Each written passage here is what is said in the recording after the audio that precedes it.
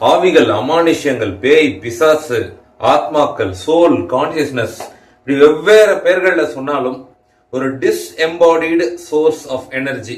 உடம்புல உயிர் இருக்கும்போது அதுக்கு பேர் உயிர். உடம்பு நல்லா ஆக்டிவா இருக்கும்போது மரணம் நிகழறதுக்கு முன்னாடி வரைக்கும் அதுக்கு பேர் உயிர்.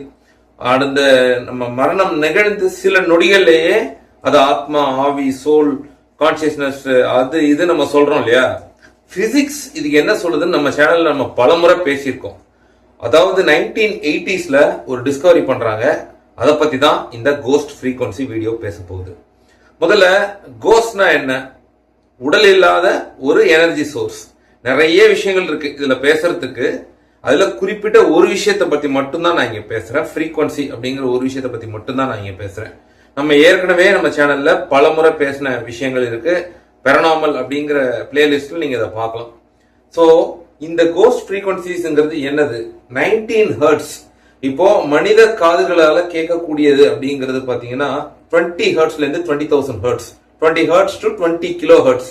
ஸோ இப்போ 19 ஹெர்ட்ஸ்ங்கிறது அந்த ஆடிபிள் ஃப்ரீக்வன்சி, அதாவது நம்ம காதுகளால கேட்கக்கூடிய அளவை விட கம்மியான அளவு, இன்ஃப்ரா சவுண்ட் அப்படின்னு சொல்றோம்.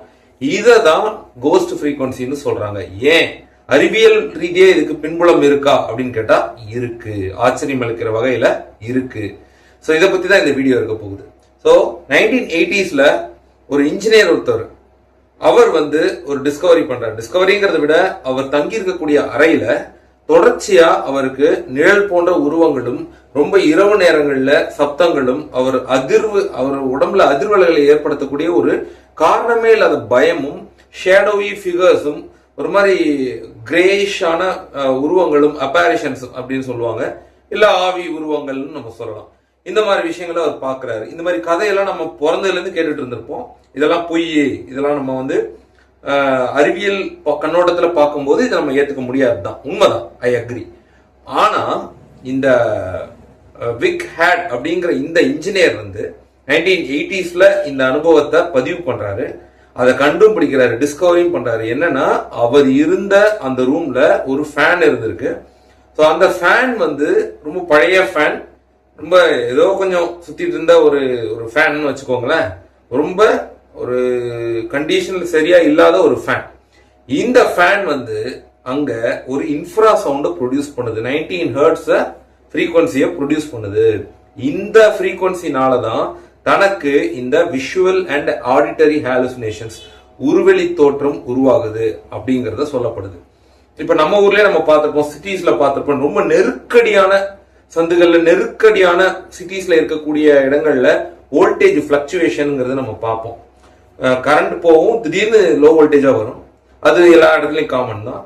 அப்புறம் கொஞ்ச நேரத்துல கரண்ட் போய் திரும்ப நார்மலா வந்துடும். ஆனா சில இடங்கள்ல நம்ம என்னதான் ஃபேனு, பெடஸ்ட்ரியல் ஃபேனோ இல்ல நார்மல் ஃபேனோ நம்ம புதுசான எக்யூப்மெண்ட்ஸ் வாங்கி மாட்டினா கூட, இல்ல ரிப்பேர் பண்ணி வச்சா கூட, அதனுடைய பிளக்சுவேஷன்ஸ், ஏற்ற இறக்கங்கள்னால ஒரு எஃபிஷியன்டான டெலிவரியை அந்த ஃபேனால கொடுக்க முடியாது. ஸோ அந்த மாதிரி இது நம்ம டே டு டே லைஃப்ல நம்மளே பல பேர் அனுபவப்பட்டிருப்போம். ஸோ அந்த மாதிரி ஒரு ஃபேன் தான் அந்த 19 ஹெர்ட்ஸை அவருக்கு உருவாக்கி இருக்குது. சரி, இந்த 19 ஹெர்ட்ஸ்னால மூளையில என்ன ஆகுது, பிரெயினுக்கும் இந்த விஷயங்களுக்கும் இந்த பெர்செப்ஷனுக்கும் எப்படி இது இந்த ஃப்ரீக்வன்சி அஃபெக்ட் பண்ணுது அப்படிங்கறத பத்தி தான் இந்த டிஸ்கவரி. ஸோ இந்த ஃப்ரீக்வன்சிக்கு 19 ஹெர்ட்ஸ் ஆர் கோஸ்ட் ஃப்ரீக்வன்சின்னு பேரு. ஸோ இது எப்படி வேலை செய்யுது? நம்ம கண்ணினுடைய இந்த ஐ பால் இருக்கு இல்லையா, ஸோ இதுக்குள்ள விழித்திரைன்னு இருக்கு. இந்த ரெட்டினால ஒரு சில பெர்செப்ஷன்ஸை இந்த வைப்ரேஷன்ஸ் இது ஏற்படுத்தும்னு சொல்றாங்க. அதாவது ஜஸ்ட் என்ன, ஒரு சில வைப்ரேஷன்ஸ். இப்ப காதுங்கிறது நமக்கு ஒளி, அதாவது சவுண்ட் சிக்னல்ஸை ப்ராசஸ் பண்ணக்கூடிய ஒரு கருவியா, ஒரு உறுப்பா நமக்கு இருக்குது. ஆனாலுமே ஒளியினுடைய அதிர்வலைகள், நம்ம தியேட்டர்ல எல்லாம் உட்கார்ந்துருந்தோம்னு வச்சுக்கோங்களேன், ரொம்ப நல்ல அக்கோஸ்டிக்ஸ் உள்ள, நல்ல சவுண்ட் எனர்ஜி உள்ள ஒரு தியேட்டர்ல உட்கார்ந்துருக்கோம்னு வச்சுக்கோங்க, அந்த ஓசை நம்ம காதுல கேட்கவும் காது கிழியும், அது வேற விஷயம்.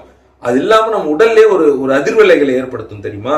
சோ அப்படி நம்மளுடைய உடல்ல சில வைப்ரேஷன்ஸ, சில இந்த ஃப்ரீக்வன்சி சில மாற்றங்களை நம்ம பெர்செப்ஷன்ல, நம்ம ஒரு விஷயத்த பார்க்கிற விதத்துல மாற்றங்களை ஏற்படுத்தும்னு சொல்றாங்க. ஸோ ரெட்டினாவில் இந்த வைப்ரேஷன்ஸ் ரெட்டினாவை ரீச் பண்ணும்போது இதுல லைட்டுக்கும் ஒரு ரோல் இருக்கு. அது வேற ஒரு வீடியோல நம்ம பேசுவோம். போட்டான்ஸ் பத்தி, நம்ம பயோபோட்டான்ஸ் பத்தி பேசியிருக்கோம். லைட்டை பத்தி நம்ம இன்னொரு வீடியோல தெளிவா பேசுவோம். இந்த வீடியோவை பொறுத்த வரைக்கும் இந்த ஓசையானது இந்த 19 ஹெர்ட்ஸ்ங்கிறது மனித காதுகளால அவ்வளவா பிக்கப் பண்ண முடியாத ஒரு ஓசை, ஒரு மைல்டான ஃபீபிளான ஒரு ஓசை. ஆனா இது விஷுவல் அண்ட் ஆடிட்டரி ஹாலுசினேஷன்ஸ் இல்லாத விஷயத்த இருக்கிற மாதிரி காட்டுறது, அப்புறம் கேட்காத விஷயத்த கேட்கற மாதிரி காட்டுறது. திடீர்னு யாரோ நம்மளை வாட்ச் பண்ற மாதிரி, திடீர்னு நம்மளை யாரோ பார்த்துட்டே இருக்க மாதிரி, திடீர்னு யாரோ நம்ம கிட்ட பேசுற மாதிரி, திடீர்னு ஒரு உருவம் தெரியற மாதிரி, ஒரு நிழலாடுற மாதிரி தெரியற மாதிரி, ஒரு தனி ரூம், ஒரு ஹாலு, கிச்சன் மட்டும் இருக்குன்னு வச்சுக்கோங்க, ஒரு பேச்சுலர் ரூம்னு வச்சுக்கோங்க. கரண்ட் போயிடுது, அப்போ நைட்ல ரொம்ப ஒரு இருட்டா இருக்கிறது, பயமா இருக்கிறது இயல்பு. ஆனா கரண்ட் இருக்கும் போது மைல்டா ஃபேன் ஓடும்போது ஒரு ஹாலுசினேஷனை, அதாவது அந்த ஃப்ரீக்வன்சி, பிசிக்ஸ் சொல்ற விளக்கத்தை நான் சொல்றேன். இது எல்லா அமானுஷங்களுக்கும் விளக்கம் நம்மளால சொல்ல முடியாது. ஆனா அறிவியல் ரீதியா என்ன மாதிரியான இந்த பெர்னாமல் விஷயங்களுக்கு பதில்கள் இருக்குன்னு நம்ம தேடி தேடி தேடி தேடி நிறைய வீடியோஸ் மேக் பண்றோம். அந்த ஜான்ரால இந்த வீடியோ வருது. ஸோ 19 ஹெர்ட்ஸ் அப்படிங்கிறது ஒரு இன்ஃப்ரா சவுண்ட் ஃப்ரீக்வன்சி. இதுதான் இந்த மாதிரியான விஷயங்களை ஏற்படுத்துதுங்கிறத அந்த இன்ஜினியர் கண்டுபிடிக்கிறாரு. கண்டுபிடிச்சு 1998ல தான் அதை பப்ளிஷ் பண்றாரு. ஆமா, அறிவியலாளர்களும் மாடர்ன் பிசிசிஸ்டும் அதை ஒத்துக்கிறாங்க. ஆமா, இன்ஃப்ரா சவுண்ட்ஸ் இந்த மாதிரியான சில விஷயங்களை ஏற்படுத்த வல்லது. பெரனாமல் ஆக்டிவிட்டின்னு நம்ம எங்கெல்லாம் சொல்றோமோ அங்கெல்லாம் இன்ஃப்ரா சவுண்டை பத்தி பேசுவாங்க, டெம்பரேச்சர் குறையிறது, கோல்டு ஸ்பாட்ஸை பத்தி பேசுவாங்க, எலக்ட்ரோ மேக்னட்டிசம் பத்தி பேசுவாங்க. பட் அதுல மாற்று கருத்துக்கள் நிறைய இருக்கு. அப்புறம் கார்பன் மோனாக்சைடு டாக்ஸிசிட்டி பத்தி, பூஞ்சைகள், கார்பன் அந்த விஷவாயுக்கள் இருக்கிற இடங்கள்லயும் சுத்தம் இல்லாத இடங்கள்லயும் இந்த மாதிரியான ஹாலுசினேஷன்ஸ் உருவாதுலாம் நாமளே பேசியிருக்கோம், பல பேர் பேசியிருக்காங்க. பட் இந்த ஃப்ரீக்வன்சியை பொறுத்த வரைக்கும் நம்ம காதுகளுக்கு ரொம்ப ஃபீபிளா கேட்கக்கூடிய இந்த ஃப்ரீக்வன்சியானது நம்மளுடைய புலன்கள், அதாவது பெர்செப்ஷன் ஆஃப் சென்சஸ், பார்க்கறது, கேட்கறது, தொடுறது, திங்க் பண்றது, இது எல்லாத்துலயுமே மாற்றத்தை ஏற்படுத்தும். நமக்கு திடீர்னு ஒரு இனம் புரியாத டிப்ரெஷனும் ஒரு இனம் புரியாத ஃபியரும் வர்றதுக்கு இந்த மாதிரியான ஃப்ரீக்வன்சிஸ் காரணமா இருக்கு. இதை அவர் எப்படி கண்டுபிடிச்சாரு அப்படின்னு கேட்டீங்கன்னா, அந்த ஃபேனை ரீப்ளேஸ் பண்ண உடனேவே அந்த ஹாலுசினேஷன் அவருக்கு இல்லை. அந்த ஃபேனை ஆஃப் பண்ண உடனேவே அது இல்லை. அதுக்கப்புறம் அவர் ரீப்ளேஸ் பண்ணியிருப்பாரு. பட் அவர் சொல்லியிருக்கிறது, அந்த ஃபேனை பயன்படுத்துறதை தவிர்த்த உடனேவே அந்த இரவுல இருந்தே எனக்கு இந்த மாதிரியான தாட்ஸ் இல்லை அப்படின்னு. இது ஒரு எக்ஸ்பீரியன்ஸான்னு கேட்டா ஆமா, எஸ். இந்த மாதிரி நிறைய எக்ஸ்பெரிமெண்ட்ஸ் மாஸ் பப்ளிக் கேதரிங்ஸ்லயே கூட இந்த 19 ஹெர்ட்ஸ் ஃப்ரீக்வன்சியை பண்ணி அவங்களுடைய பெர்செப்ஷன்ஸ்ல எல்லா நேரமும் அது பயத்தை தான் ஏற்படுத்தணும் அப்படின்றது கிடையாது. மாஸ் பொதுவா ஒரு கூட்டத்தில் நம்ம இருக்கும்போது, நம்ம யாருக்குமே எப்பேற்பட்ட நபரா இருந்தாலும் கூட்டத்தில் இருக்கும்போது நமக்கு அந்த பய உணர்வுங்கிறது ரொம்ப கம்மியா இருக்கும். ஏன்னா உனக்கு நடக்கிறதா எனக்கு நடக்கும்ன்ற அந்த ஒரு நியூட்ரலான ஒரு ஸ்டேஜுக்கு நம்ம போயிடும். ஆனா தனியா இருக்கும்போது அப்படி கிடையாது.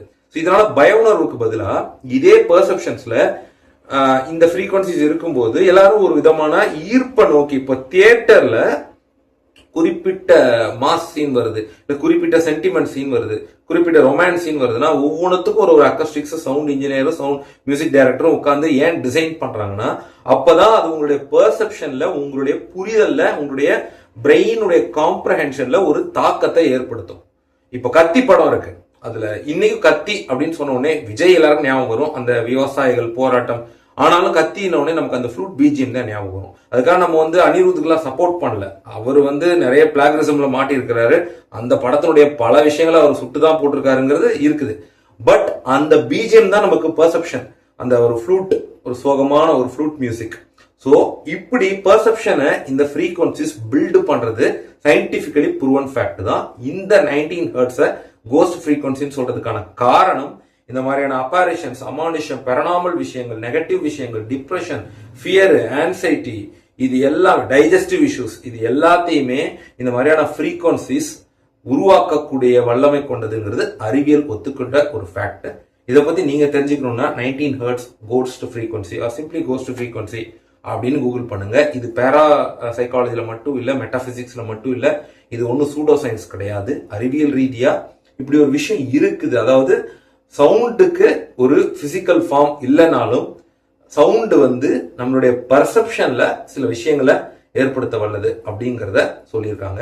இதே மாதிரி லைட்டுக்கு நம்மளுடைய ஹியூமன் கான்சியஸ்னஸோட சம்பந்தம் இருக்கு, போட்டான்ஸ்க்கு ஒரு சம்பந்தம் இருக்கு. இதை பத்தியும் நம்ம பேச வேண்டியிருக்கு. அடுத்த வீடியோல சந்திப்போம். இன்னொரு புதிய சிந்தனையை தூண்டும் காணொலியில் சந்திப்போம்.